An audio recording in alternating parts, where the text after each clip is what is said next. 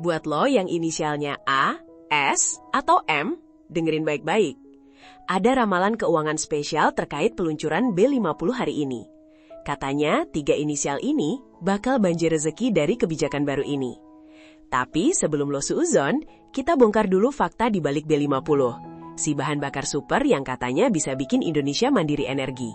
Hari ini, 1 Juli 2026, jadi momen bersejarah. Indonesia resmi meluncurkan B50, campuran 50% solar dan 50% biodiesel sawit. Presiden Prabowo langsung meresmikan di Gorontalo. B50 ini bagian dari program besar mencapai kemandirian energi. Dengan subsidi, harganya lebih murah, negara bisa hemat devisa besar-besaran. Tapi, nggak cuma itu, ada efek domino ke ekonomi dan lingkungan. Simak terus. Sebelum B50, Indonesia udah punya B35 dan B40. B35 dari 2023, B40 dari 2025. Nah, B50 ini sebenarnya udah direncanakan sejak 2024, tapi baru terwujud sekarang. Awalnya diumumkan Presiden di Penas Petani Nelayan Juni lalu, dan baru hari ini diverifikasi. Prosesnya nggak instan, butuh bertahun-tahun riset dan uji coba. Tapi akhirnya, jadi juga. Indonesia punya perkebunan sawit terbesar di dunia. Tapi, selama ini kita masih impor solar untuk memenuhi kebutuhan. Ironis, kan?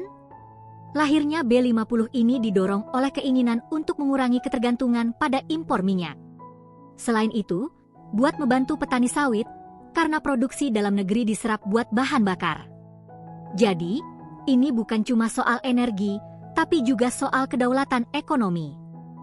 Fakta pertama yang jarang orang tahu, dengan B50, Indonesia diprediksi bisa menghemat devisa hingga puluhan triliun rupiah per tahun.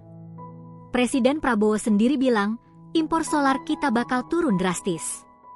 Kira-kira, dari total kebutuhan solar sekitar 40 juta kiloliter per tahun, sekarang kita bisa produksi sendiri 50% dari sawit. Atshuge. Duit yang dulu buat bayar kapal asing, sekarang bisa buat bangun infrastruktur. Fakta kedua, teknologi B50 ini ternyata sudah diuji coba selama bertahun-tahun. Uji jalan dengan berbagai merek kendaraan diesel, dan hasilnya mesin tetap awet.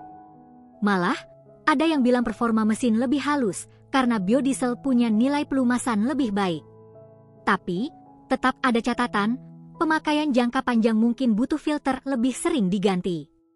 Siapa sangka, dari sawit bisa jadi bahan bakar sekeren ini. Miskonsepsi yang beredar, B50 bikin mesin cepat rusak. Padahal, uji coba membuktikan sebaliknya.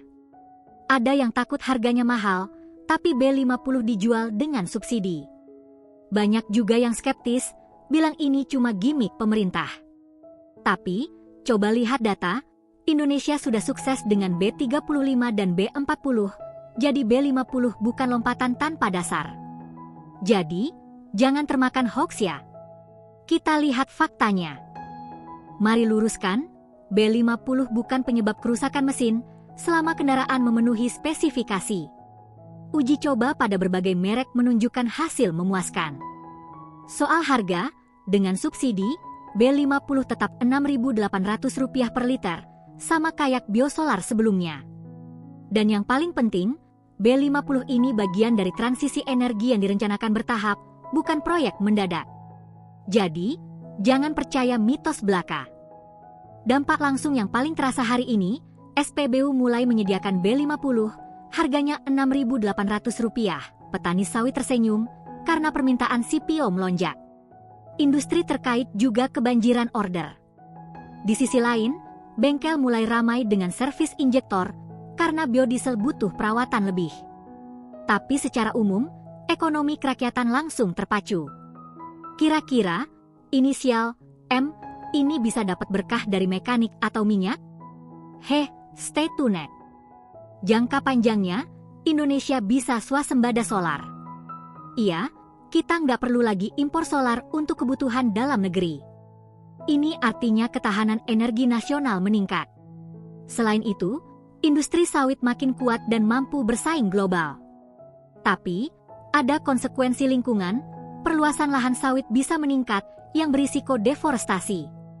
Jadi, kebijakan ini harus diimbangi dengan praktik berkelanjutan. Nah, balik lagi ke ramalan inisial. Kenapa A, S, M? Mari kita telaah. A bisa berarti agrikultur, petani sawit jadi untung. S adalah sawit, ya jelas. M bisa berarti minyak atau mesin, sektor minyak dan bengkel. Atau mungkin juga M buat masyarakat umum. Tapi sebenarnya, semua inisial bisa kena dampak positif karena ekonomi Indonesia membaik. Jadi, ramalan itu lebih sebagai pengingat bahwa kita semua bisa dapat berkah dari B50. Coba kita lihat angkanya. B50 menargetkan pencampuran 50% biodiesel, artinya penggunaan CPO untuk bahan bakar naik jadi sekitar 18 juta kiloliter per tahun. Impor solar diperkirakan turun 13 juta kiloliter. Artinya, saving devisa 48 triliun rupiah per tahun. Juga, ada 5.000 SPBU yang siap menyediakan. Ini data dari Kementerian ESDM. Fakta ini bikin kita makin paham skala besarnya. Reaksi publik? Super rame. Tagar B50 langsung trending di X dan TikTok. Ada yang bikin meme, ada yang analisis serius. Petani sawit di Sumatera merayakan, sementara LSM lingkungan gelar demo. Di grup WhatsApp, ramalan inisial nama menyebar luas. Lo inisial A? Bakal kaya raya, itu sumir, tapi yang pasti, semua sektor terkait sawit senang.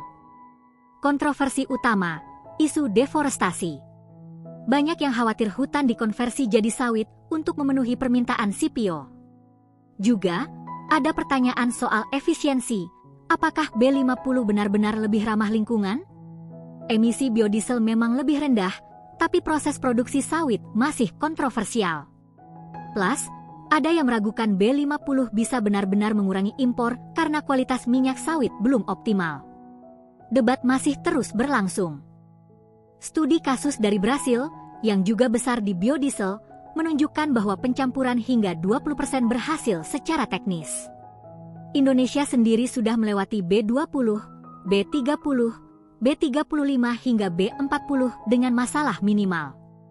Pengalaman itu jadi modal berharga untuk B50. Meskipun tantangan pasti ada, seperti penyesuaian filter di kendaraan lama. Tapi secara umum, trennya positif.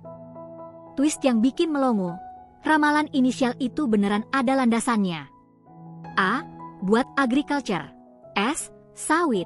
M. Machinery. 3 pilar utama B50. Mereka yang kerja di sektor ini pasti merasakan dampak langsung. Tapi yang lebih gila lagi, efeknya meluas ke seluruh ekonomi. Artinya, ramalan tadi jadi simbol keberhasilan kolektif. Jadi, bukan cuma inisial tertentu, tapi kita semua yang dapat rejeki nomplok.